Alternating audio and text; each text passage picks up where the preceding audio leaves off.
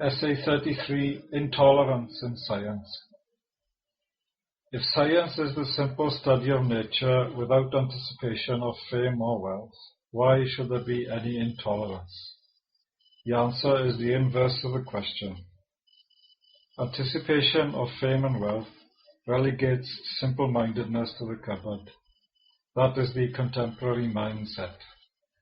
If an original or simple-minded individual seeks to think, the process might make others less wealthy and affect their TV image.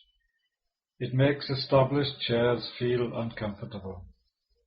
In the European medieval era, the Mass was given to the masses in such a way that no one could understand the words. They were in Latin, the language of the golf club. The illiterate were tied to the manor and could not travel freely. If they could have travelled, they might have learnt something new. Only the troubadour and artists could travel, and it was these artists who gave us our first glimpse into the condition of the toiling masses in Les Tréricheurs, for example, an illuminated manuscript for the Duke of Berry, his most fulsome hours, complete with high Gothic castles, chivalry for some. It took catastrophes such as the pandemic of the 14th century to force a change. Only half the population were left, so who was to till the soil? The answer was the travelling farm hand or itinerant labourer. These soon learnt their own worth and demanded higher wages. The middle classes started to come into existence and started to think about the unthinkable. Ideas such as the classical Greek democracy that had been hitherto hidden from the captive masses in a veil of Latin words. So ideas are dangerous in science too.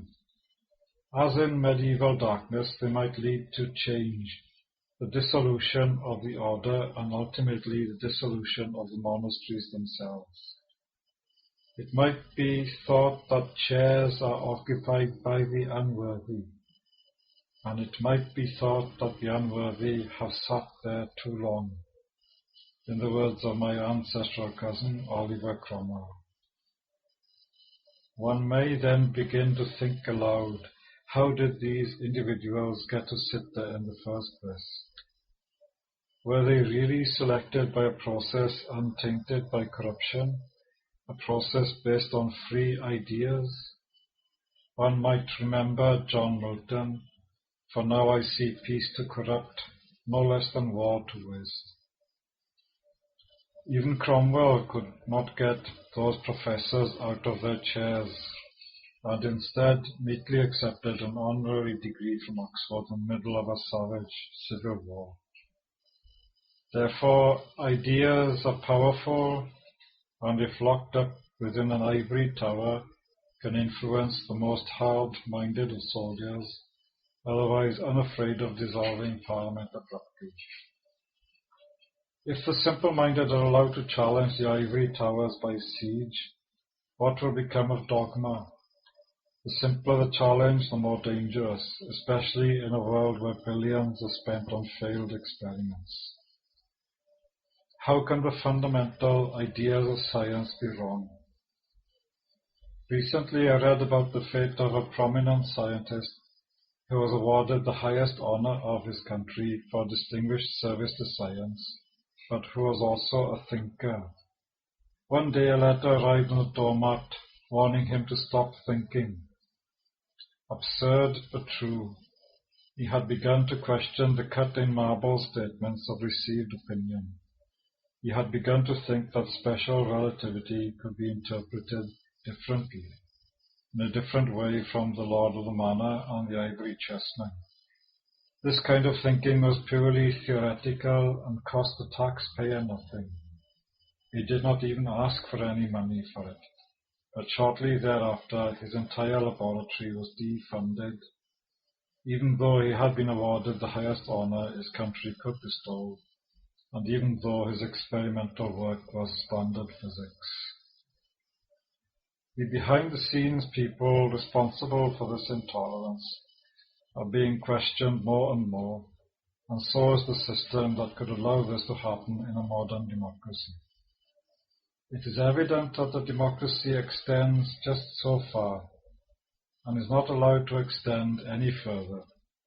It does not reach the manor house. Some of the ideas of failed and abstruse science of the 20th century are incomprehensible, even to the other scientists. Yet the few who promote such ideas are liberally funded, being richer than the Duc de Berry. Where is the progress in several hundred years, or will human nature never change? The intolerance of ideas springs from a dislike of something that is unknown. The unknown is unsettling. The scientific approach to new ideas would be to test them in the laboratory, to devise new experiments to make an unequivocal distinction between old and new, or otherwise to prove the old theory to be mathematically incorrect, with use of a logic that to any honest mind is unequivocal. When I first thought of the B3 field in late 1991, the same kind of intolerance reared its ugly head with the same creeping, petty pace. I observed that little or no effort was made to understand the new B3 theory, but that hearsay was used to denigrate it in anonymity. The ghost of Banco would have been familiar with such tactics. The B3 field is now the basis of a new industrial revolution. New ideas are indeed powerful, and one cannot stop the march of ideas. Why bother to try? So to those who put the obstacles in the way, we are tales of those of idiots signifying nothing.